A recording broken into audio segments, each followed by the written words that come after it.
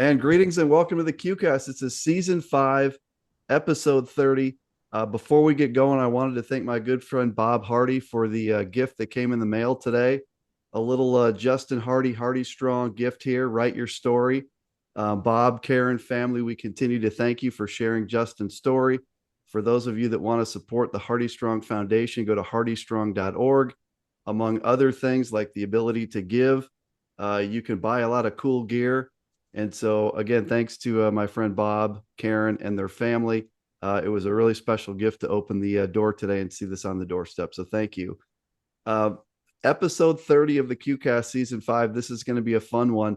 A couple years ago, I did an episode on assistant coaches with my friend Zach, who at the time was at Buena Vista, now at Illinois College.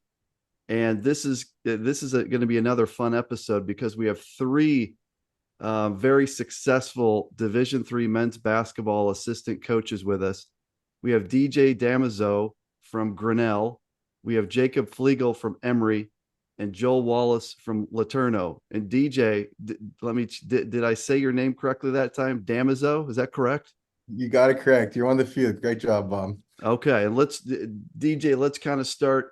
Let's start with you as we do some introductions because although I've met the other two guys in person, in fact, it was this season, you're the guy here I haven't met in person, yet you're the guy that I've talked to the longest for Yeah. years, right? It kind of in like Twitter DMs. And so I feel like I should have met you years ago, DJ. So let's start in three is greater than two land. So you're obviously at Grinnell. Give us a little background, if you would, DJ. Like, talk where are you from? How did you get to this point in coaching? And then we'll sort of go around the room here. Yeah.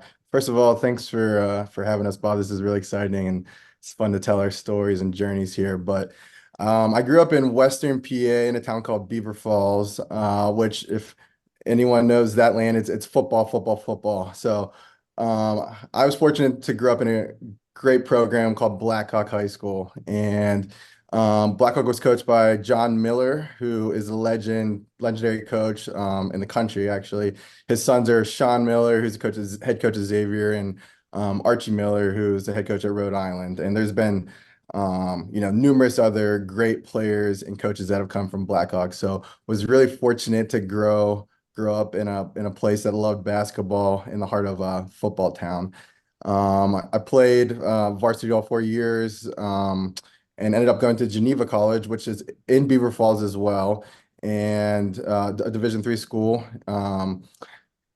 It was for a number of reasons. My dad worked there, so I got free tuition, so that was a huge part of it. But I also got like Coach Sinacero gave me the opportunity to play, and it was a Christian college as well. So it checked all the boxes for me, and was a great opportunity. And I have an interesting story playing wise. I was having a really good sophomore year, and I got two concussions within 3 days. So I was actually out my entire most of my sophomore year, then my entire junior year, because of concussions. And I came back senior year and just was out of shape and probably shouldn't have come back. But I think during the time of the concussions, like when I was out that long stretch, I realized I wanted to be a coach during that time. Like I had thought about maybe being a high school coach and a guidance counselor, but during the time out, I was mentored by Coach Sinacero and others, and they kind of pushed me into college coaching, and I don't know if that would have happened without the injury. So sort of almost thankful for that in some ways. So after graduating from Geneva, I started my coaching journey, and that led my wife and I to Eastern PA. I was a GA at Eastern University for 2 years. I worked for two different guys, which was great. Nate Stewart hired me, and then he stepped into the AD role, and now it's then it was Eric McNally. So it was cool for a young coach to learn from two different people and two different personalities and two different styles. And we did a pretty good job recruiting, and now Eastern's sort of on the national stage here, like 7, 8 years later, they have a really, really good program. And my path is very non-linear, I would say. So after my GA spot, I actually was the head coach of a school transitioning from the NCCAA to Division III called Valley Forge, and they sort of were cleaning house and we're trying to change the athletic program's culture. And I'll never forget in my interview, I was 25 years old and had 2 years of experience. In my interview with the president he was said to me, this is career suicide, this job. And if you don't turn around the culture of the program in 1 year, we're shutting down the program. And I looked at him like, sign me up. So I was head coach at I think 25, maybe 26 years old. And it was very, very rough first couple years, which I expected it to be. We won 3 games my first year. We won 1 game my second year, and then we kind of cleaned it up off the court, brought in some decent recruiting classes. Then we got to above 500 in my third year, and it was a grind. And I had another full-time job at the college, and all these things. But I'm very thankful for those years. But I knew at the end of year three, I needed a change of pace because I was kind of burnt out from that stretch. So.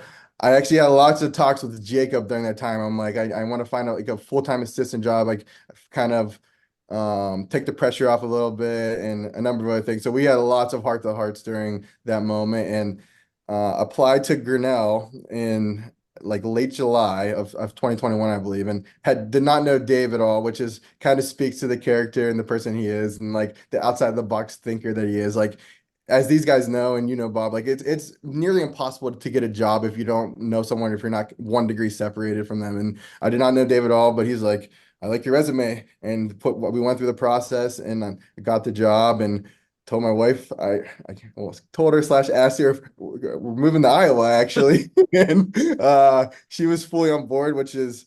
I mean, anyone at Grinnell and anyone that knows me, like that's my best asset is my wife is a loving caring coach's wife, and there's no one better than her. So without question, we moved to Iowa and have been here for 4 years now, and it's just been an unbelievable experience. It was sort of an unknown my first year because we had the COVID deal before that, and so I had a decent year my first year. Second year we kind of struggled, but then these last 2 years we're really rolling here. We're 19-7 last year, and off to a pretty solid start, 10-2 this year, and yeah, so we're really excited, and yeah, excited to be here.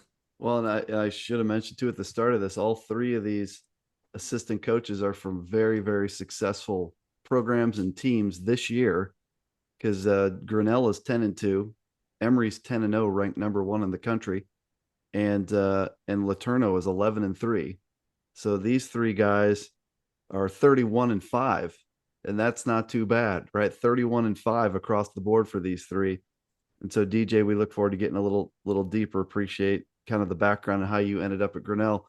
So Joel and I just met. I just had his brother on the QCast last week in preparation for the Illinois Wesleyan Laterno game, and had a chance to meet Joel there at Mary Hardin Baylor during the weekend. Joel, it's great to have you on. It was great to meet you there in Belton, Texas. If you would kind of walk us through a similar background on your end. Yeah. Again, appreciate you having us on. It was great to meet you. I won't go into detail about that Illinois Wesleyan game, but don't rebound the ball. It's going to be a rough one.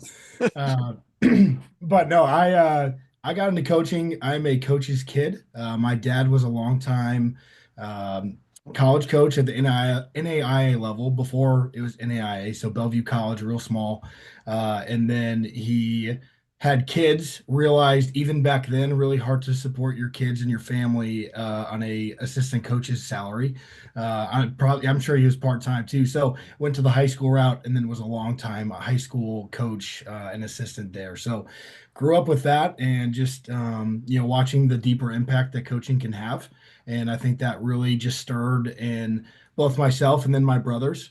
And so when I got into college, going into college, played high school basketball 3 years. Towards my senior year, I got diagnosed with a spinal disorder. And basically, they said there's no chance that you'd pass a college physical to play college sports. And just gutted, just absolutely killed. But I knew that God had a plan for me. And my brother was, I swear I don't intentionally follow him everywhere he goes. I don't. But he was up at D2 Southwest Minnesota State and was playing up there. And the coach there just kind of heard my story and said, "Hey, like, why don't you come be a part of something bigger than yourself?" You can help out with the team. And basically, I was a glorified manager my first year, but I had no problem with that and just got to stay around the game. So was there. My brother leaves my after my first year there and comes down to Laterno as an assistant. And so and it was pretty abruptly. I mean, it was like 3 weeks before the season started. I mean, it was a rapid change for him. So the head coach at Southwest looked at me and, Brad Bigler and was like, you want to step into this role? And so I became a student assistant basically my sophomore year of college. And he's had a ton of success. We learned how to build a program. We were below 500 the first 2 years. And then those second 2 years were something special where we ended up going to the D2 Sweet 16, losing to Northwest Mo, which is a special program. McCollum's now at Drake and just Yeah. running there. Uh, so I had success there as a student assistant, then went to a D3 junior college. I made the joke a couple times. I said, there's no chance, like no chance I'd go junior college. And God just laughed and then opened an undeniable door and said, it's time for you to walk through it. So I did. I went under a first year head coach at a D3 JUCO at Ridgewater College under Nate Tuft. And we figured that out and did that for a couple of years. And that was amazing. I learned how to, just kind of adapt to different personalities. We had kids from super small Minnesota, rural Minnesota, to Orlando kids, to Texas kids, and different personalities. Up north, very stoic. Down here in Texas and Florida kids, very mouthy, and just will tell you how they feel. And so you figure that out real quick. Did that for 2 years, and then I got reached out to by Matt Merkin at Minot State, and to be his graduate assistant, get my master's paid for. So I went there, and that's where I really took off, I think, in my coaching and just the attention to detail and X's and O's. Matt Merkin's got the Minot State right now. They're the fifth ranked Division II in the country. They're rolling, and it's no surprise because that guy gets the best out of every single player that he gets. He coaches them hard, but I mean, he knows his X's and O's. I mean, I can't tell you the amount of film that we watched and the amount of game planning that we would do and the attention to detail there. It was some long nights and some early mornings up there, but he got me going to where I am. But I got married while I was up there to my wife Mallory, and she spent one winter in North Dakota, in Minot, North Dakota, 30 minutes from Canada. And she is like, I'm not sure about this, which can't blame her. Can't blame her. And my brother ended up getting the head coaching job here at Laterno. And it was funny, we were talking about it. And just was like, well, if you get it, who are you gonna look to? And he just kind of was like, well, that's the reason I'm calling you. Like, if I get it, like, I want you to be my assistant. And I was like, oh, like, yeah, that actually would be a good fit. Like, I think that would work. And when he got officially hired and got the okay to hire me, he called me, and I'm pretty sure my wife said yes before I did, because we went from, I think when we moved, it was a high of like 45 in Minot, North Dakota, and we moved into our place down here. It was like 100 and humid. I thought I was going to die.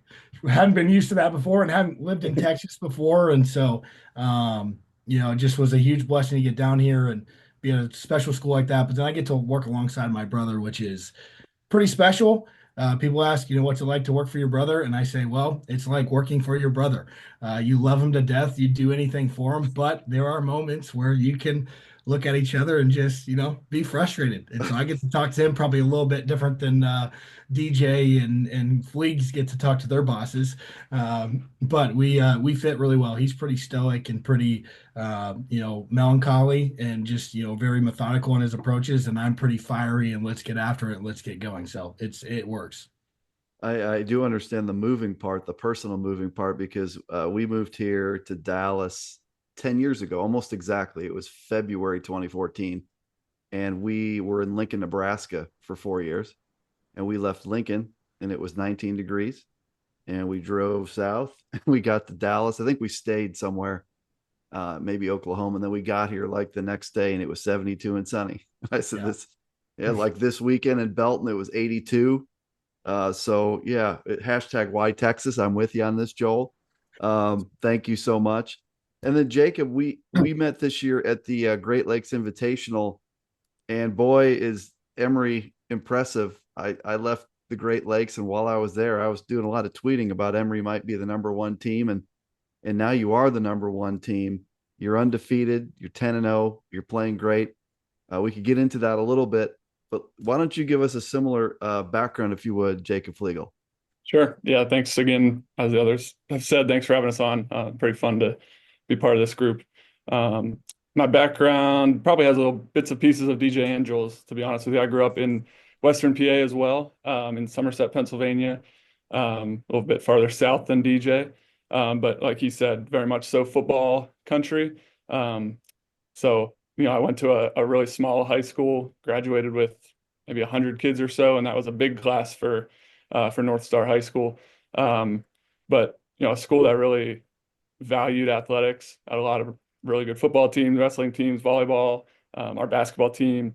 So it was pretty fun to be a part of that. Growing up in a small town and now here in Atlanta, it's about as opposite as you can get. Um, I always joke there's like 600 or so people in my hometown. There's one stoplight. And I think there's more cows than people, as you drive through it. But it's good. It helped kind of shape me and make me who I am, which I appreciate. My dad, he started an AAU organization when I was in seventh grade, because we would have had to make about a 2-hour drive to Pittsburgh, multiple times a week if I wanted to be on an AAU team. They're just, it's a small town, rural PA. There's not much there. But he started that AAU program, ran it from when I was in seventh grade all through my high school years, and then some years after I'd graduated too. And he never made a dime off it. I guarantee he lost money off of it. I'd say just between travel and everything, and but he always wanted to do it for the kids, and it was always a great example for me. I got a firsthand look at coaching, whether I realized it or not. And so I think that kind of planted the first seed for me. So I graduated high school, went to Waynesburg University in southwestern PA, Division III school. And similar to DJ, it kind of checked all the boxes. It's a rural setting. It's what was comfortable for me. It's a Christian college. I really connected with Coach Christner, Mark Christner, who I played for. He's now the women's head coach at Calvin. Yeah. He's from Michigan, from Calvin originally, and had the opportunity to go back home, which was great. But he was a fantastic mentor for me, as a coach. And then after my playing days, got to stay on as a grad assistant for him for 2 years, and that really kind of shaped me. When I got to college, I originally wanted high school teaching and coaching, but then playing for Coach Christner, experiencing college basketball, getting a taste of what it was like, I kind of really fell in love with it and wanted to pursue that and see if I could make a career out of it. And I've been fortunate to do so to this point. So yeah, I was with him for 2 years after graduation, and then went to Carnegie Mellon University in Pittsburgh. For one season, I was the second assistant on staff there. And that really opened my eyes to kind of the national scene of Division III hoops. Being in the UAA, the travel, all the different regions. You just get to experience a lot in that. A lot of national recruiting. I hadn't recruited nationally for the first time, so I had to figure that out. And Tony Wingen is a long time head coach there. It's great. He gave me a ton of responsibilities, probably some stuff that I don't know, maybe I was ready for it or wasn't ready for it, but he kind of threw me into it and gave me some opportunities to fail, actually, which was really a good thing in hindsight. And the other assistant, Jeff Van Gorder, I'd be remiss if I didn't mention him. He kind of took me under his wing that one year that I was there, and showed me the ropes and really mentored me.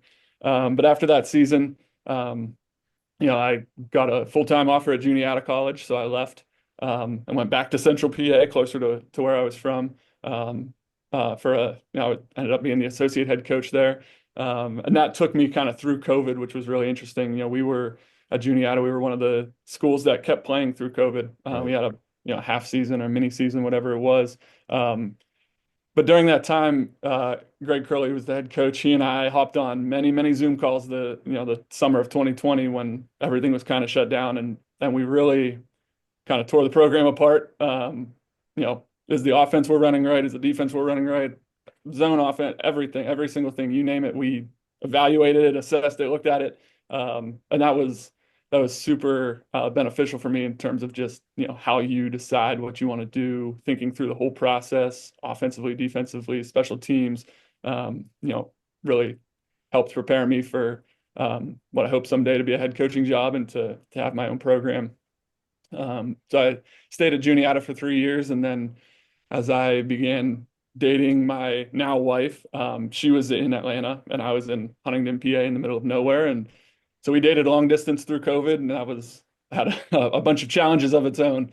Um, but then we ended up getting engaged, and we were trying to figure out, is she going to move up to Pennsylvania? She works at the Children's Hospital here at Emory. So, is she going to move up there and try to figure it out, or commute back and forth? Or, am I going to find something in Atlanta to do? And actually, one day I was talking to Coach Zimmerman about transition offense because I had met him from my time at Carnegie Mellon, being in the league together. And so I emailed him, then called him, got on the phone, talking transition offense. And just started catching up, seeing how things are going, and talked to him about Megan and her being down here. And he's like, "Well, are you planning to move to Atlanta?" And I said, "I have no idea what we're doing." And he said, "Hey, if you're going to move down here, let's figure something out. Let's make something work for you." And so I was really fortunate, that he brought me on staff in a situation where I had no clue really where my career was going next. A lot of unknowns, like I said, with Megan's job. So super grateful for him to bring me on and give me a spot. Now here we are 4 years later, and it's been fun. It's been a blast. We've had a lot of success over the last 4 years or so, and hoping to obviously continue to build on that. But I think the people that I've met, I've mentioned some of them along the way here, but even other assistants like DJ mentioned, talking through situation. DJ actually, when he was at Valley Forge, offered me his assistant job, to which I politely declined to go to Carnegie Mellon. But, I went out to campus, interviewed with him. And I say interviewed, we just sat in his office and talked for a while and around. But yeah, just the people that you meet along the way, and kind of how it all comes together. Joel and I have some pretty funny Michigan State basketball camp stories. If we get into that a little bit later, there's some pretty good ones. But yeah, I think the beauty of what we do is the people that you meet and the places that you get to go with it. Well, I mentioned understanding Joel's move from up north to Texas, and I also understand the move trying to figure out how to get in the same place. My wife and I dated long distance for almost 5 years, and I was in Bloomington, Illinois, and she kept getting moved around with State Farm. And then eventually I just said to my bosses at State Farm, like, I'm going to move to Columbia, Missouri. I hope you'll let me work from there. And they did. And so I understand trying to piece like careers together and locations very much. I appreciate that, guys. And I was also thinking that this is unique because I've had all of your bosses on this show.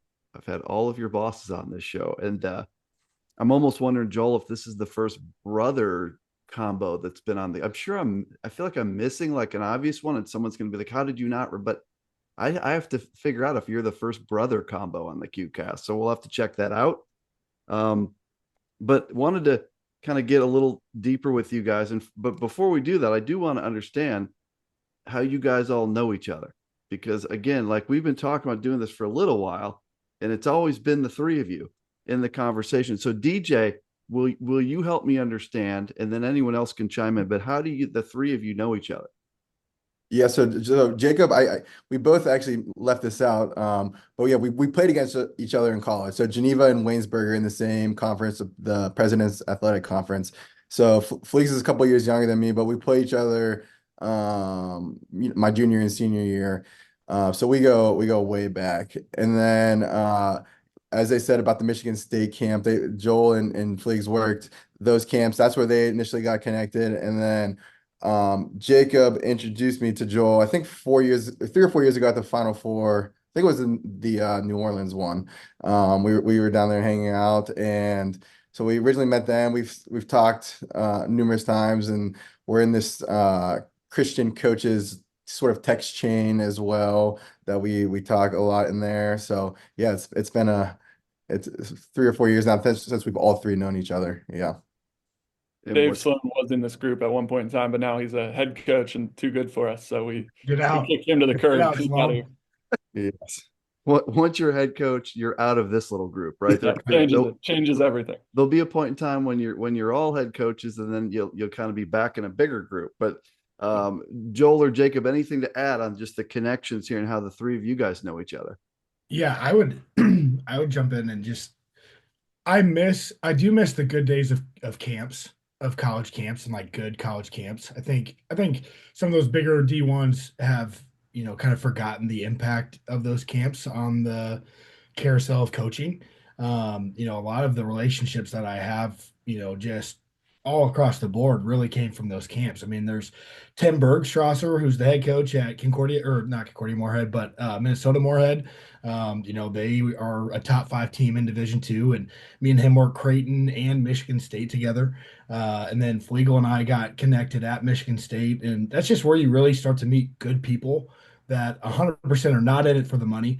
I think Michigan State's like 4 or 5 days, and you make $200, and you're dealing with middle schoolers. Like, you're not doing it for the money, and you're not doing it because it's super high level basketball. Like, you're doing it to get to know other people in the business and really grow together and grow the game. And testament to Michigan State, it's the best camp. I don't know how they run it anymore, but it's the best camp that you can ever work. It's fantastic people. The first night, everybody gets together, and the coaches just really want to get to know you, and just the school that you're at and the level. They don't look at the Final Four is notorious for who are you, and then looking at a logo and a level, and like, oh yeah, man, nice to meet you, and then they leave.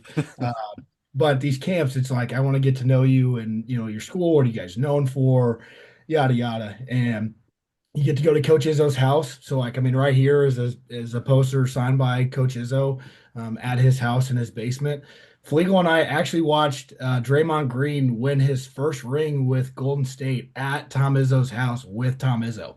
Like, just what a wild, that's just a wild just situation where we kind of looked at each other, as me, him, and I think Sloan was in that group. I can't remember, but we looked at each other and we were like, is this for real? Are we actually living this right now?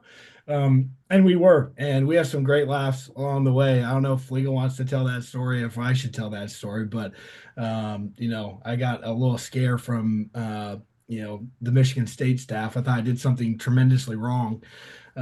We were working. Go ahead and tell it, Joel. All right, we were working a gym. So it was me and Fleegle and a couple other people working a gym, and we actually had Tom Izzo's son, who's now graduated, which is insane. That makes me feel old. And then we Steve had Smith's son. what Steve Smith's Smith, son. yeah. We had Steve Smith's son in the gym. So just some legends walking around. If you're not coaching the game, you're officiating the game. And I had the luxury of officiating Steve Smith's son in a game. And Steve Smith's son decided to drive on 3 people and just go into all sorts of chaos. And he fell, turned over the ball. The coach in me, the officiating in me, 100% should have called a foul. The coach in me that was a bad play and a stupid decision, so I'm not going to reward you for a bad play.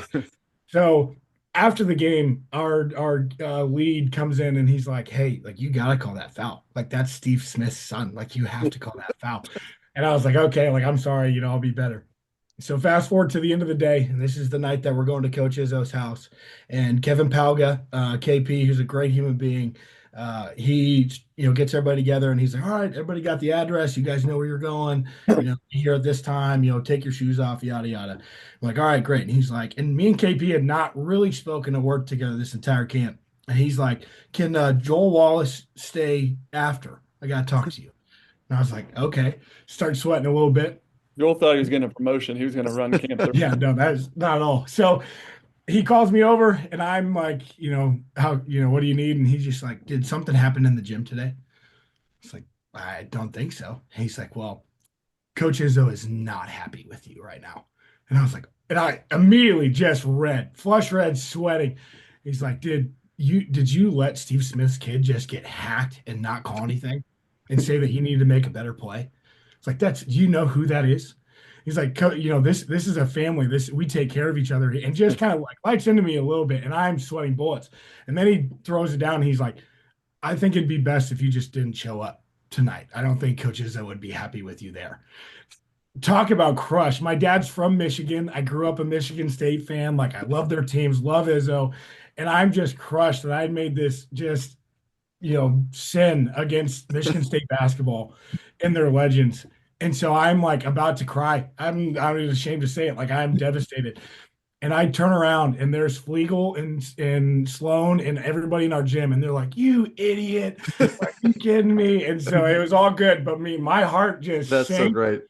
And then it was like, but from there, like, that was a brotherhood that just will live forever. off of that camp. And so that's how me and Fleegs really got to get to know each other. And I mean, we've gone through a lot. We've both gotten married since we've known each other. I mean, we both prayed over each other about, having a kid, and we both have kids now. And then the power of social media, DJ and I just, DMing each other and watching Final Four stuff and March Madness and sending, sets and whatever. And just it's special. And all those things really start to happen on Final Four and camps, and it's just the importance of those things to stick around because it really does build a brotherhood of good people, because there's a lot of bad people in basketball, but there's a lot of fantastic people in basketball too. One thing I've found in all my years following the Titans and then Division III, so like I'm probably 35 years in now since I was a freshman at IW, but like great stories coming out of coaching circles. I had Scott Trost on earlier this year, who was the head coach at Illinois Wesleyan, and he's now the head coach at Lewis. And it was funny because we shared some of those along the way from his time at IW. And I think every coaching staff has like the best stories when they get away from the gym sometime over a drink, etc. Um, and by the way, as you guys were talking, I was thinking about this brothers thing. And what's awesome is I forgot that I have had brothers on, and their names are Matt and Zach Snyder. But it's fantastic that I didn't think of them. This was And planned. This was planned. it makes me feel good that I didn't think of them, but I did recover. So the DataCast guys are the first brothers to be on the show.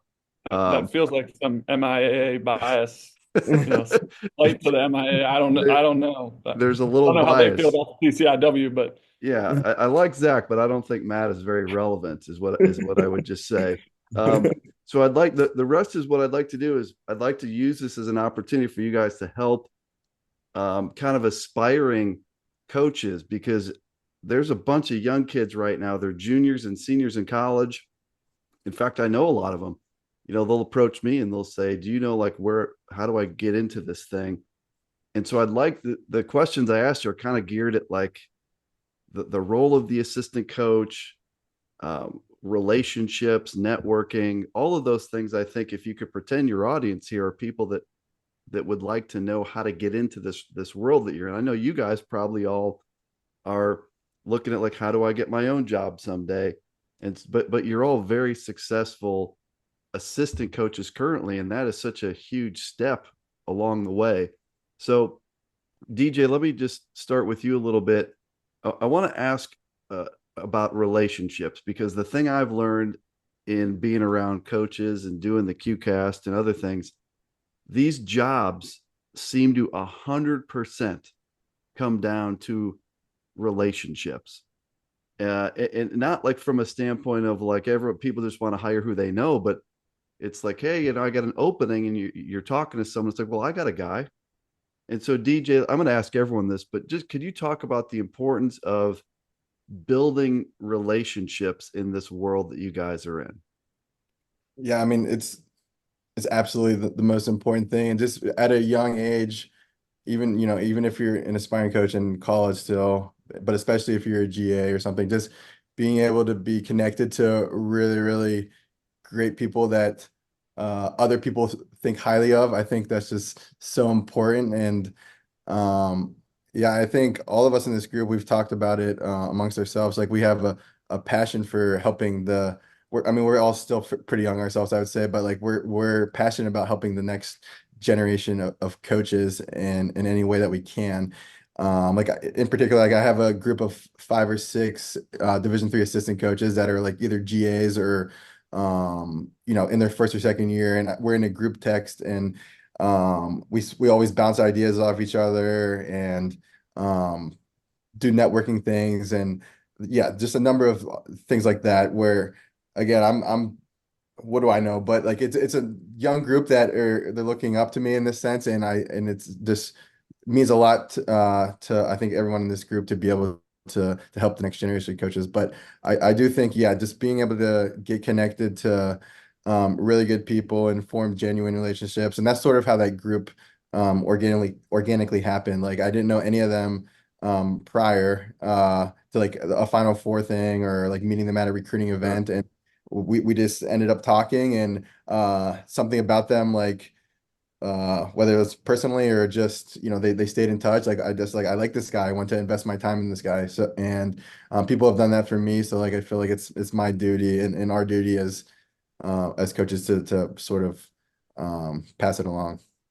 And Jacob, you mentioned and kind of given your background a few different instances where people that you had built relationships with helped you along the way, including a phone conversation or a conversation with Coach Zimmerman about the fact that you were trying to figure things out and Atlanta and all that stuff. So Jacob, if you could talk a little bit about the importance of networks and relationships in the coaching profession.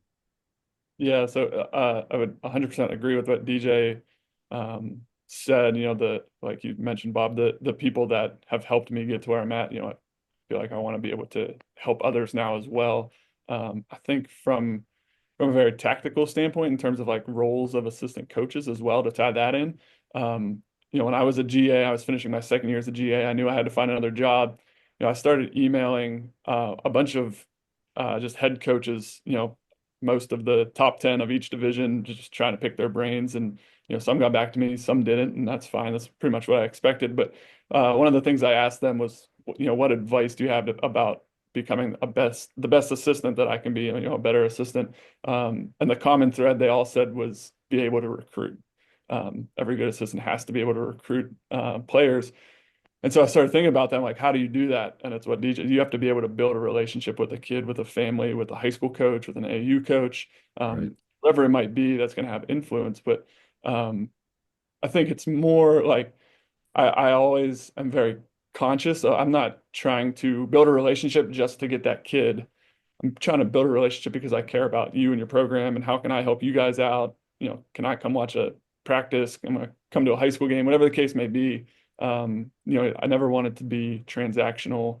You try to make it as organic as you can. And I think those are the best relationships. Those are the longest lasting ones. Those are the people that you care about. Absolutely. I would venture a guess that if the three of us all got out of coaching at some point in time, we would all still stay just as good friends as we are now. And it's because it's not tied to the basketball side of things. Well, that's a Right. common bond for us. We care about each other's people. So I think those relationships, the more organic, the more genuine they are, the deeper they are, the more you can trust somebody, the more that you care about them, they care about you. I think that's for the best. And we'll come back to recruiting for sure, because I want to get into that. I want to talk about kind of get deeper into how recruiting works. And then Joel, just to make sure I get your thoughts too, the importance of networks, relationships, and coaching. Yeah, I mean, networking is the name of the game, and doing it with the right people and then with authenticity, I think, is the biggest, thing that Fleegle said is, we can all know when people are fake, and nobody likes a fake person. And so when, you're going to have to, I had a professor in college that actually said, at some point you're going to need something from me, and I'll give it to you or I won't give it to you based off of when you see me in the hallway, are you saying hello? Are you being kind? Are you being courteous in those moments? How do you interact with others and your classmates and so on? And I thought that was such a great lesson for even this is like, if you're looking at the logo and you're looking at the level, if you're going to be one of those, lobby lizards, like it's not going to work out for you and you're in it for all the wrong reasons. And so you got to network with good people, surround yourself with good people, because if you don't, they're going to fill your head with nonsense. They're going to lead you down wrong paths. They're going to put you in positions that you don't want to be in. There's bad jobs and there's bad people to work for. And if I don't care about you, I'll, yeah, man, it's a great job. You should go for that, or, lead you astray. And so, and it bleeds into recruiting. If you're not authentic in the professional workspace, you're not going to be authentic in the recruiting trail with athletes. And at the end of the day, like they're going to find out. Like, we always say, like, we're a very strong Christian organization and, in school, and it's tied to our program and who we are as people. If that's not what you're about, that's okay. But Laterno's maybe not the spot for you because we're not going to shy away from Right. that. And if we lied to you, like, oh, yeah, it's not that big of a deal. And then you came here and all of a sudden it's the number one thing, now you're unhappy, which when you're unhappy, I'm probably going to be unhappy. And then this whole thing's just a wash, and we've wasted a year of your time, we've wasted a year of our time. And so in the recruiting piece, like we're just honest. We want to treat it, not to make it, awkward, but it's like we treat it like dating. We want to get to know you, the athlete, and you, the athlete, should want to get to know us as the program, as the coaching staff. And then if we both see that this is a good fit, then let's make a commitment and, get to the school and have a good run. So relationships are the number one, authenticity is number two. And then some advice, if you don't mind, for coaches that are Please. getting up into it. Your job as the assistant is to protect the head coach. Like, that's your job. Like, that is the number one thing. Obviously, it's my brother that I work for, and so I want to protect him because I love him.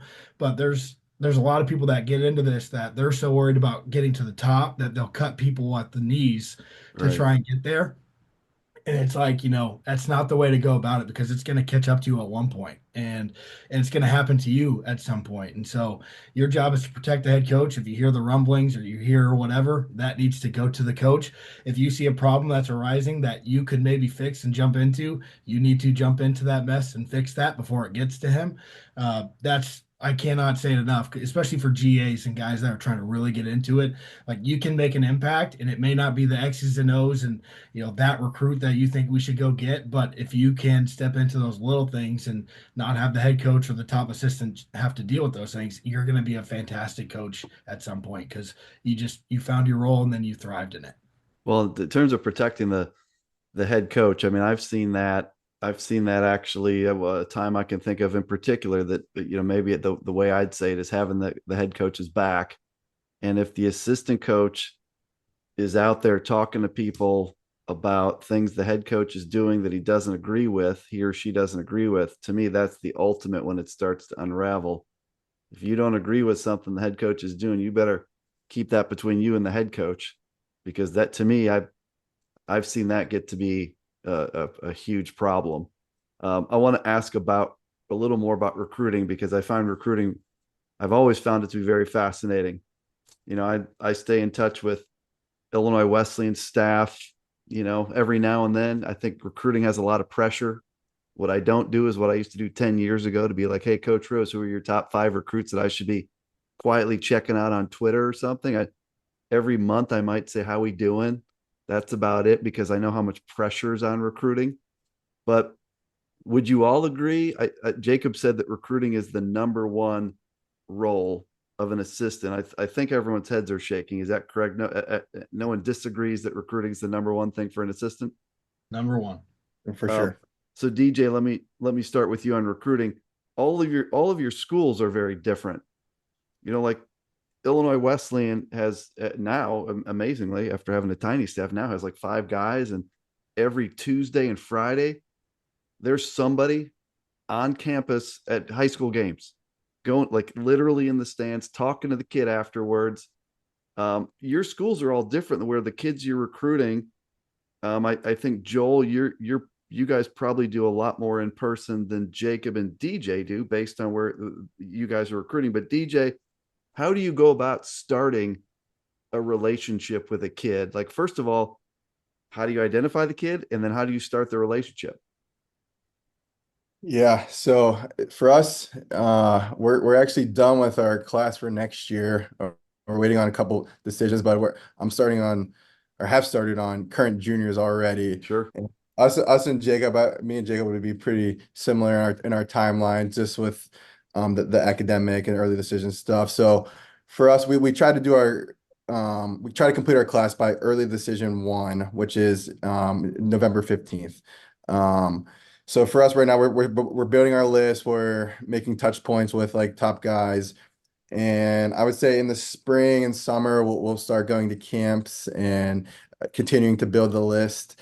But honestly, for me, going back to the previous question, actually, is the relationships that I've built, like just in my time in coaching, like that's where the large majority of our names come from. So whether it's AAU coaches, high school coaches, or different recruiting organizations, like I have a list of probably, like, I would say 12 to 15 guys like scattered throughout the country that I call on probably a biweekly basis, just to check in and see if there's any new guys. And because like you said, Bob, like we're a national recruiting school, so like I'm not going to games to try to find it. Like that's not the way we can do it. So for us, it's like making touch points and getting them to come here, because we're unique in many ways. Like we're a top 20 liberal arts school in the country. We're located in Iowa, which a lot of people couldn't put on a map. And then we play a crazy style of basketball. So you have to be on board with three different things. So like we once we get these names, we try to bring them to campus as quickly as possible and be like, so they can see that, it's not just there's not cornfields in the middle of our campus. Like there are 3 miles in every direction, but our campus is beautiful, and we have to get people from the coast in California and Boston and everywhere in between to visit. And once we do that, we feel pretty good about and eventually getting the kid. And I will say too, like just the friends like Fleegle, and we have other friends that are sort of in the recruit the same type of kid. Like we bounce names off of each other, and we're not looking for a point guard this year, but you are like this could be a good guy to fit with you, and we do that a lot I would say. So I think that's an important note for potential recruits that might be listening. And Joel, and then I'll get to Jacob. But Joel, on your end, your roster is much more local than these two guys. But I still think you're in a different situation than like Illinois Wesleyan, where a Tuesday, Friday is driving 2 hours to Chicago, which is Hinsdale Central and Naperville North and Brother Rice and New Trier. Or maybe you drive 2.5 hours south to St. Louis, or maybe you recruit some kid in Indianapolis. So like it's kind of like a 3 hour drive window. Texas is a big state. So I'm just wondering how much, Joel, of your stuff is in person early versus like not in person. Yeah, I'd say I'd say a good chunk of it is probably not in person, even though we try our best to get out there. We're a staff of three. It's James and I, and then we have a graduate assistant. And especially during the year, it just can be difficult to, all right, who's going to make every time I put it into Google Maps, it says 2 hours, but every time that I make the drive to Dallas, it is 3 hours. Like there's no doubt about it. Once you get into Dallas, you have another hour drive to get wherever you want to go. Same with Houston. Houston's 4, but once you get to the top side of Houston, it's another hour and a half to get to the south side. So we try our best to get out, but that's where constant contact and, kind of like what DJ was saying, like, touch points with them of, watching on Baller TV or watching their huddle and getting their logins to be able to do that. It's a lot of that. But then, when we do find our moments on a Tuesday or a Friday, we're trying to make that trip. And this is what's beautiful about the Christmas break and that long window. Now's the time that we get out and we really start to show face, just because we can practice at 9 a.m. and get done by 11 and then go out to Dallas or Sure. Houston to do that. And then like we've got one on our roster from Georgetown, which is Austin. So we're not afraid to make those trips and Right. go out to there, but we don't need to leave Texas. Texas is Yeah. millions of kids right there within, a 4 to 5 hour window, which that doesn't bother me. Like I said, I was in Minot, North Dakota. It took me 4 hours to get to Fargo. It took me 8 hours to get to Minneapolis. Like I'll make that drive. That's not a problem. And I know that one of my assignments from Coach Rose has always been like, you got to find me some kids in Texas. And I haven't been very good at that yet. So maybe And one of these that's days. been my number one gripe with you is you're the one guy that's giving names out. Like, let's keep Texas kids in Texas. Like Emory's got Atlanta. Like, what do you need Texas for? Like, you've got Atlanta. Come on. Listen, we have our first Atlanta kids since probably in the last like 10 years. We have 2 freshmen from Atlanta now. Wow. That sounds like a coaching problem. I don't know. That's a I me don't know. problem. Yeah. I mean, at some point I got to help Coach Rose out with some Texas kids, but I got the QCast, I got a job, and somewhere in there, I'm at some point I'm going to find him some 6'9" kid. I know I am. Jacob, on your end, again, similar here to Grinnell, right? Is that your roster is extremely national, and just talk a little bit about how that relationship building works for you guys.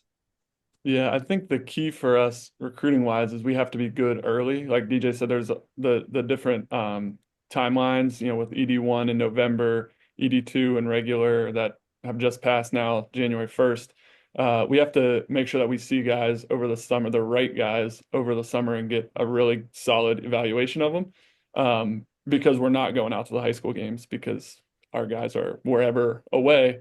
So there's not really that opportunity to go see very many guys during the season, which my wife is more than happy about, because I know that's not always the case. I think the biggest thing for me here at Emory is the size of our list. There's a lot of interest, obviously, that guys email in, send in film, whatever the case may be, and that makes those relationships all the more important. Like DJ said, like I have a list of guys that I trust their evaluations, that over the years they've sent guys who have been that good, or they've been very honest in an evaluation of somebody, and it's kept me from recruiting them, and I've appreciated that. Whatever the case may be, the value of those conversations when you can trust somebody is really important. And yeah, when I was at Juniata, I think my target was like 150 guys on our list, and then I'd spend the summer and the fall working through it, and we'd have 30 visits to get 6 or 7 of those guys. And at Emory we have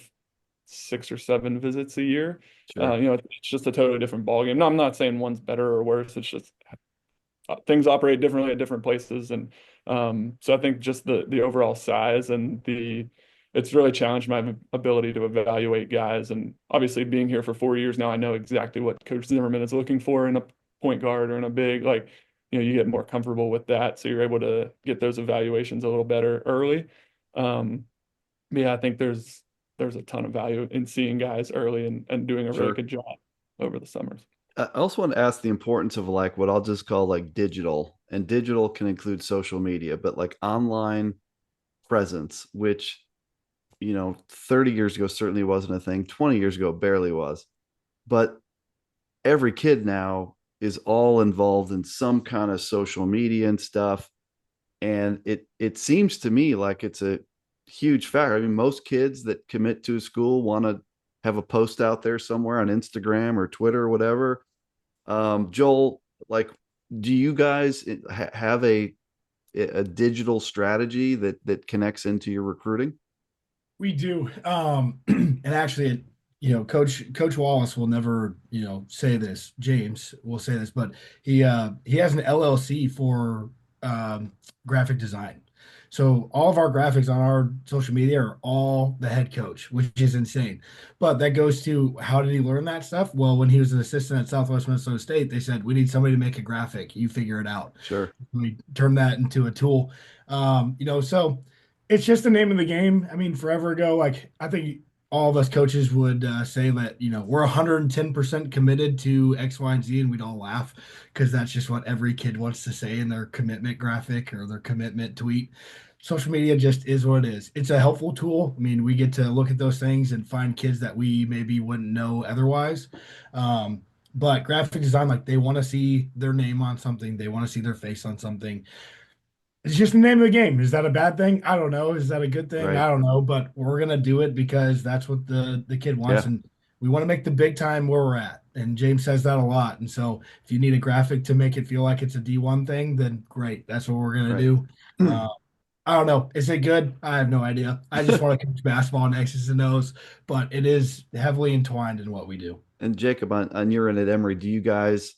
I'm sure you do. I mean, you think about how to connect with kids digitally, but is that a big part of what you guys do?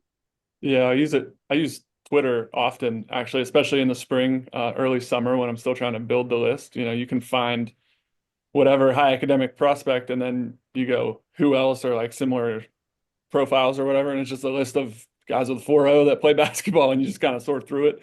And there's sometimes after the season you can have a little bit of downtime. You just get on and start going to town and work on a list, and you might find one or two, you might not. I don't know, but it Sure. helps. For schools that are recruiting nationally, you can just get eyes on guys. Film is more readily available. They can put their GPA, their test score in their bio.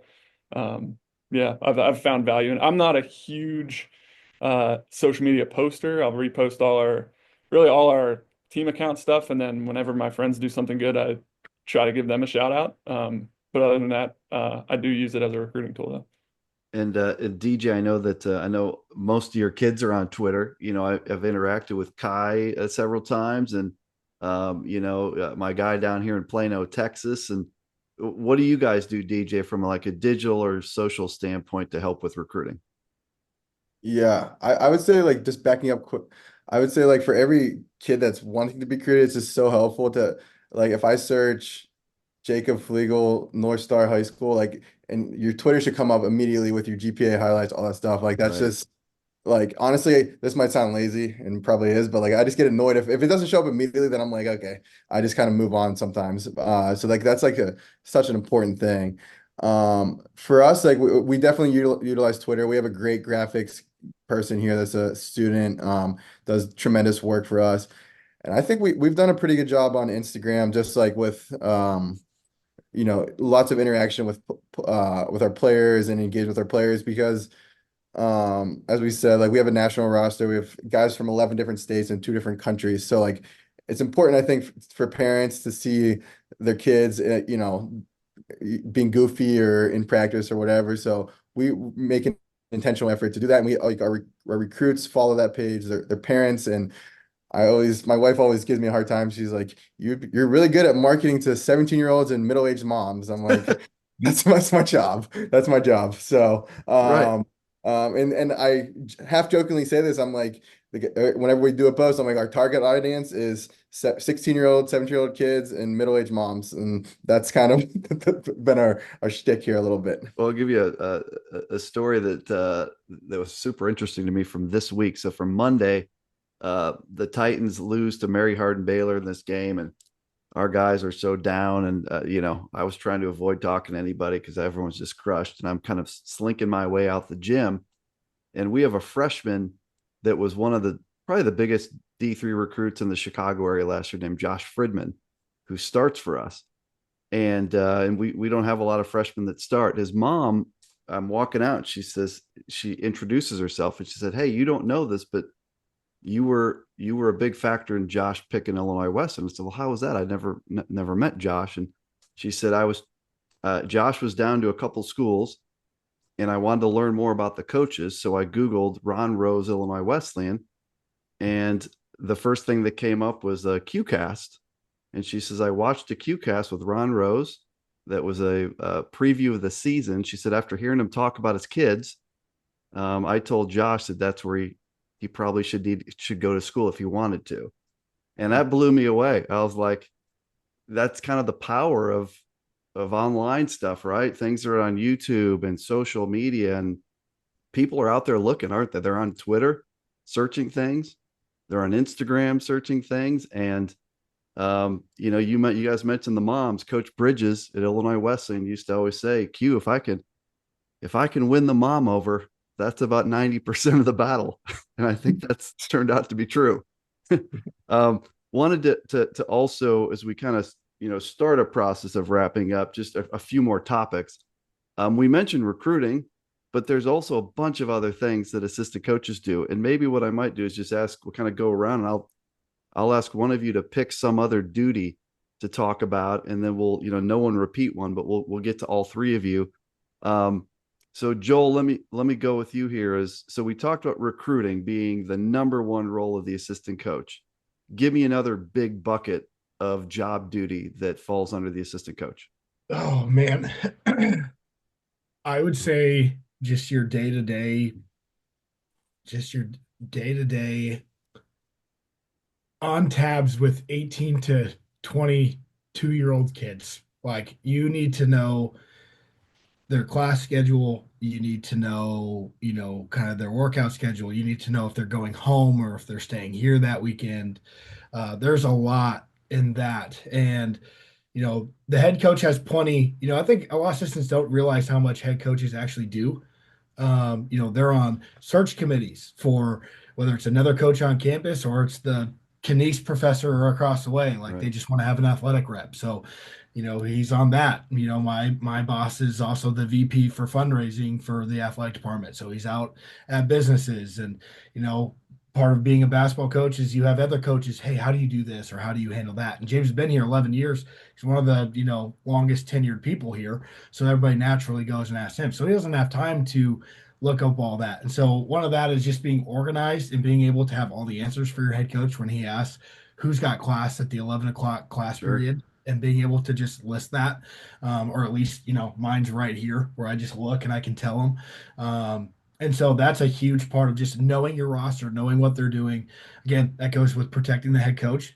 If something happens on campus, God forbid, and it's like, who's all here and who's not, you got to know that. and so I'd say that's a big piece of being an assistant, just kind of having tabs on everything and where everybody's at and what they're feeling is a huge part of being an assistant when it comes to like in-house Sure. program type stuff, not the recruiting out of the walls thing. Yeah, just kind of like player relationships and player management and communicating. Jacob, how about on your end? What's another duty that falls under the role of assistant men's basketball coach? I'll talk about the part that I dislike the most. It's all the travel and logistics and everything. I'm Um, sure. I would not want to be a Division I ops guy by any means. I don't envy them at all. I mean, we're going to Christopher Newport tomorrow morning, and it's a 2-day trip, and I'm like, all the meals, the buses, the hotels, everything. And then you add what Joel's talking about, responsible for guys, who's here. Okay, his parents are here, so they're going to go out to dinner after the game. So I don't have to, it's just, yeah, it's all over the place. And our guys at Emory, it drives me nuts. And I tell them all the time, I need your meal orders so I can they don't understand. I can't just call up that like an hour Right. before and say, hey, we need this, this, and this. Like, I need 24 hours to put a catering order. Meals are by far my least favorite part of the job, but it's something that I'm more than happy to do if it means, I have the opportunity to have this job. But yeah, and then obviously the way we travel in the UAA just compounds that. You're gone for 4 days at a time, so you're buying meals and groceries for the Right. team and the hotels, and when is the bus coming, and when are we leaving? What time's our flight? So flight got delayed. Now we have to, yeah, it's a lot. But like I said, I'm happy to do it for the opportunity to have the job. Well, and that really rings home for me after just being around the Titans for a few days. I think as you guys probably saw on Twitter, I had the team over to our house. Roe and I had the team at the house, and being around Coach Etheridge and understanding how much goes into getting everyone to the right place at the right time, and the meals, and then being down in Belton and hearing him read off like, okay, we're meeting here to go back to Dallas and we're leaving the airport at 6:40 in the morning. Like, holy cow. Like I'm just a fan that lives 800 miles away from my school. And I don't think about that stuff, but to be around it makes my head hurt how to get that many people into the same place. DJ, how about you? So what's another role of the assistant coach? Yeah, the thing that keeps coming to my mind, I've never said this out loud, but I guess this is what it's kind of happens. Sort of like the vibes check between the players, I would say, call it. So sort of like, as a head coach at Valley Forge, like I mean, one of the biggest things I missed whenever I was a head coach, and I didn't do a great job in this regard at Valley Forge, but like just like the unique relationship you have as an assistant coach with the players, just no matter who you are as a head coach, like the players are just going to feel like a little more comfortable or whatever the thing is with an assistant coach because they're not ultimately controlling the playing time sort of thing. And I think for me in my role, I've built a lot of trust with the players and I think they'll give me an honest feel of, if I was up till 3 in the morning studying the night before, like I'm not feeling it today. And that's something you might not know as a head coach. And instead of crushing someone, like if they're like, struggling in practice, I can kind of relay that to Coach Dave before, like, he was up studying late last night, this kind of stuff. Like, and they just sort of feel more comfortable talking to the assistant. And so I try to be very intentional of whether it's in the training room before practice, while we're stretching, just like really trying to feel out the vibes and make sure everyone is doing well. And I have my coffee thing that I have throughout the week where I have guys coming up for coffee a good bit and again they spill their hearts out a little bit there as well and it's I mean as we talked about at length it's really is all about the relationships and I think if you have strong relationships they're willing to do that stuff. And DJ, I mean, isn't it true that like on the outside, I think fans think these kids are robots, and like if the team that's ranked two plays the team that's ranked 25, the team that's ranked two is supposed to win all the time, and that the kids just all feel the same way every time they take the floor. And there was a game earlier that we had where this kid who starts with Mason Funk, who had a few kind of bad games in a row offensively. I can't remember if it was WashU or Elmhurst, or he had 20 points, leading score. And someone asked Ron Rose after the game in the post game interview, what got into Mason Funk today? And he said, finals ended and he's not thinking about chemistry and biology at halftime. Yeah. And I was like, yeah, like these kids, these aren't, I mean, would you agree, DJ? Like part of your job is understanding like what's going on in people's heads at all times. Is that a way to say it? Or I mean, it just seems like such a huge deal to me.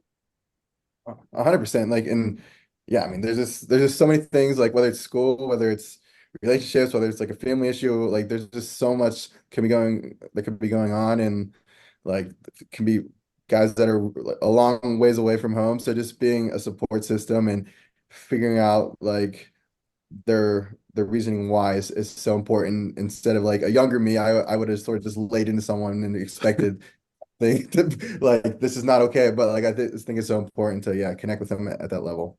One thing in terms of the role, obviously, like game prep, scouting the opponents, like that. It's amazing to me. Again, when I go up to Bloomington and I'm around the team for a day, like how detailed this stuff is now. I mean, you get there's actually pages upon pages upon pages. There's the opponent player's face and the number and a little scouting report on the kid's tendencies and what we got to do to stop them. And Joel, this is pretty involved stuff. This like the scouting and the game prep part of this. How much is of your role is like game prep type stuff? Yeah, it was funny you said that, and I was like, I didn't even think about that part.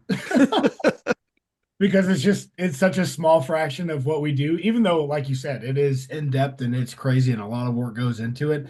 Like that's not work for me. Like that's what I signed up for and that's what Right. I was excited about. But I mean, if I had to percentage wise it, that's probably 5% of what we do on a daily basis or a weekly basis. Like Fleegle was talking about trips and receipts, and I was like, I'm doing my receipts right now and Concur, and so I got them all laid That's out. great. Got to put them in there, but back to the game planning. I have a super, unique situation just with my brother. We kind of have and we both worked for the same guy at one stop. And so we have very similar terminology that we really love to use. But he kind of, offensively, he kind of lets me roll with a lot of stuff. And, obviously he has his input and, he's very, very involved in that. He kind of lets me, hey, figure out what's going to work and then let's talk about it and let's hash it out whether it's actually going to work or whether you just saw a really good set by Greg McDermott and wanted to put it in. So we do a lot of that, and it is maybe 20 years ago, 30 years ago, D3 basketball was maybe a little bit more minimal. But now we probably put as much, if not more, prep in as some of the big guys because our kids care Sure. that much. Try telling Yeah. a kid at D3 that he doesn't care as much about the Yeah. game as the guy at Baylor. It's like that's wrong. And Right. so they want to have success and they want to sit there and watch the film. And so we put I mean, I get probably anywhere from 230 clips together for every game plan that, as a meaningful clip of this is how this guy scores, or this is how they guard baseline drives versus midline drives. Sure. This guy likes to go right this percentage of time as opposed to left. And we're going to trail this guy, but we're going to go under this guy. But if they get into this action, we're going to go under both and then we're going to switch it. And oh, by the way, your computer science final that I have to proctor, like we'll do that after this. Like that's how it works at the Division 3 level, and that's why these kids I think are so special. Is they're developing their careers while they're developing their basketball finesse, and when they have a long day, they're being honest. It's been a long day, and so game planning is right up there with everything else. But I love doing that stuff. I can do that all day long. And I love that none of you guys like threw that out in the top three because I think people would guess that would be the first thing you said, and all this other stuff, the relationships and the coordination and the communication, the logistics, that's what you guys brought up, which is amazing. Two quick topics, kind of both will be around the circle things to close out. First is advice for aspiring coaches. I think maybe set your eyes on maybe a senior hooper right now or a senior student manager at a D3 or wherever that really wants to get into coaching, because there's a ton of these guys out there and they do ask these questions like, how do I do this? Jacob, let's start with you. What advice would you give kind of an aspiring coach? Yeah, I mean, we touched on a decent amount of that earlier. I think the camp scene, like we've said, it's been really beneficial to all of us. You just get an opportunity for a week to figure out how to coach your own team, whether that's middle school kids or high school kids, whatever the camp is that you're at. But at the same time, the people you get to meet, the relationships you get to build. I think the first camp that I did was after my junior year, going in my senior year. I went to VCU and I worked camp at VCU. And the first other coach that I met there is now the head video coordinator for the Golden State Warriors. And we keep in touch from time to time, and he's doing great. But you just never know. He was a manager at Georgia at the time, University of Georgia, and you just never know where people are going Right. to go, and like we said before, you don't want it to be transactional. You want it to be authentic and Sure. genuine. But the people that you get to meet by working camps, the opportunity you have to coach your own team, and oh, maybe I'm not as good at ball screen defense as I thought I was as a player. You get a little humility in there as well. So I think that's really important. DJ, how about you? Yeah, I think coming to my mind is just being bold and like coaches are just normal people. Like I remember as a 22-year, I was so nervous to talk to like even like really successful Division 3 coaches. I was just like super nervous to talk to them. And I would say the vast majority of coaches are willing to help and wanting to listen and like share advice. So I think just be bold and don't be afraid to ask for things. And I would also say like be prepared. Like it's a cutthroat. Like the coaching searches are absolutely cutthroat. Like Right. after my second year at Valley Forge, like we are 1 in 20, I think, and I had a GA spot, and I had over 100 applicants for the GA spot. It was part-time GA spot, and that just really opened my eyes. Like, and you hear like sometimes you hear like the numbers of 100, like 200 plus people apply for this head coaching job. So like you got to get prepared to like hear no a lot, but still keep your good attitude and just be prepared. Like, I mean, even Division 1, 2, or 3, like these jobs are very, very hard to get. And by the way, this advice would apply if these kids wanted to go to corporate America too. I could tell you that from being in corporate America for a long time is so far both sets of advice here would apply in different ways to pretty much everything I can think of. So it's great stuff. Joel, how about you? Advice for kids that want to get into coaching? Yeah, as far as practically how to get started, I would, especially if you're an athlete and you are playing a conference, like I would start with that conference of coaches. Tell your head coach to reach out to his people. We need coaching trees. Coaching trees are important to latch yourself onto. If I tell you what, if Funk wanted to reach out to me about a coaching spot after getting 16 rebounds and 10 points, like I'd be more than happy to take them. But that's how it works, right? Is your experiences, and then you can work your way out from there. So you start your conference, then you go maybe regionally, then you go Division 3, then you go Division 2, and so on and so forth. So practically, I would do that, and then be ready to not get an email back and not get reached out to. Like Right. it's how it works. Like Yeah. sometimes they have their guy already, and sometimes they don't have one, and they don't have the time to say no, or I've got somebody. So, you have to stay with it continually, use your networks, and then, humble yourself too. If you think that you're going to go be the GA or whatever at, Alabama or wherever, Right. it's not how it works. And you'll be open to lower levels. At the D1 level, a GA, you're probably doing a lot of laundry and you're probably doing a lot of meal prep and stuff Right. like that. That's what you're doing. You want to be a GA at a D3 or a D2 NAI, JUCO, whatever it may be, you're going to get some recruiting. You're going to get some, scout. You're going to get some stuff like that. And so that's really beneficial. So kind of know what you're going for and understanding that, yeah, it's maybe not be the big time, but you're going to do 10 times more than that guy at the big time is able to do. And coaches are going to know that going forward. So that would be my advice. It's great advice, guys. It's really helpful, and people get a lot out of that. Last thing on mine, just kind of ask you, kind of guys, for your final thoughts, and I'd like you to include in there as part of that is a little bit of like what you love so much about Division 3. So maybe as we go around the room in this final part, just why do you appreciate Division 3, and do you have any final thoughts before we close this out? And Jacob, how about we start with you? Sure. Yeah. Having played Division 3 and that, my whole coaching track to this point has been Division 3. I really appreciate what the athletes do, the way that they have to manage their time with the school aspect of things. We don't have academic advisors on the road with us proctoring tests for everybody, making sure everybody's in class. We don't have all of that. And I wouldn't want all of that. I want our guys to want to be where they're at. We in recruiting, we talk a lot about we want guys who want to be at Emory. We want guys who understand the value of the education, who understand the high level basketball, who appreciate the opportunity to do it. And I think that's where I've been able to find those people, that community. Whether it is the players, the coaches, like us on this episode, even now, like I think the benefits of the media, obviously this podcast, you mentioned the Snyders and everybody else that's doing a great job promoting this level. I think it's been tremendous to see that. And I think the authenticity of this level really sticks out. Thanks, Jacob. DJ, how about on your end? Yeah, Coach Dave kind of teased me a lot. He calls me just a D3 sicko. Like and it's accurate though. I mean, It's true. like I'm texting people scores nonstop of like different D3 games. I'm like I could care less about Duke, North Carolina. I'd rather watch Emory and NYU play like at the same time. Like I'm just not gonna care. I don't care about like the higher levels.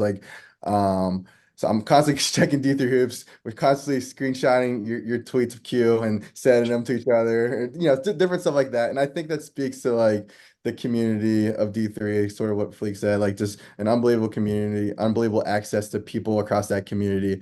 And then lastly, I would say sort of just the ability to be more well-rounded, which we've touched on before, like both as a coach at Sure. this level and as a player at this level. Like it's you don't I kind of say this like half jokingly, but you don't have to sell your soul to basketball at this level. Like we all love basketball. I would argue we work just as hard as anyone at the higher Yeah. level. And I would very confidently say like I would trust these guys in my other coaching people's basketball opinions more than people at the higher levels. But we're not doing like the extensive travel. We're not doing different media obligations, all the other stuff that comes with Division 1 allows us to be more present in our homes as husbands and parents and um, things like that. And I think that holds true for players as well. Like, so I appreciate the well-roundedness of Division 3. Great stuff. And Joel, kind of close us out on that YD3 part of the show here. Yeah, I can't echo enough just the relational part from just a coaching aspect is it's really tight knit. Even I've been at the scholarship level and seen how that goes down, and that has its own pros, and I loved my time up there. But Division 3, just the people that you get to meet, knowing that it is all bigger than basketball, like across the board. We know that even if our athlete does get to go pro overseas, probably in the next 6 years, they're going to be working some corporate job back home. And that's where we're trying to win. We're trying to raise good people, good husbands, good fathers, good employees. Like that's really what we're trying to do at this level. And so that's really special and unique. And I can't overstate just how special these kids are at this level and what they're doing. We've got engineers and we've got computer science and cybersecurity, and they are working their freaking butts off to try and get great grades and just learn their trade so that Right. they can go and make our lives better in return when they leave here. And so, but all while trying to be the best basketball player they can be and fulfill the media obligation. It really is all about the kids at this level. And then with that, you have other people that are all about the kids. And so it makes the outer circle that much more special too. And so, me, hands down, the relationship piece of Division 3 is special. And it just can't be beat. And I would echo all of that. I thought being down at Mary Hardin Baylor over the weekend, it was just one of those YD3 things is, we play Laterno, and in Division 1, does a fan end up talking to the head coach and assistant coach from the team he just played after the game and before the game? And then we play Mary Hardin Baylor, and there's me and Cliff taking a selfie, and me and Eli Beard, and then Cliff's mother-in-law comes up and finds me and says, Q, we got to get you a picture with Waylon and Willie. You won't believe how tall Waylon is now. I mean, that's not a D1 thing, I don't think. So I would just say great job, guys, of articulating everything that's great about Division 3. And thank you for all of your time. I know that people are going to really enjoy this. The aspiring coaches and everyone in Division 3 is going to like this episode. Folks, that's been season 5, episode 30 of the QCast. DJ Damazo of Grinnell, Jacob Fleegle of Emory, and Joe Wallace of Laterno. Gentlemen, this has been an unbelievable episode of the QCast. Can't thank you enough. And keep it rolling. Grinnell 10-2, Emory 10-0, Laterno 11-3. Keep it rolling, guys. You guys are having huge seasons, and I'll be rooting for all of you. Thanks, Bob. Thanks for having us on. Thanks, guys.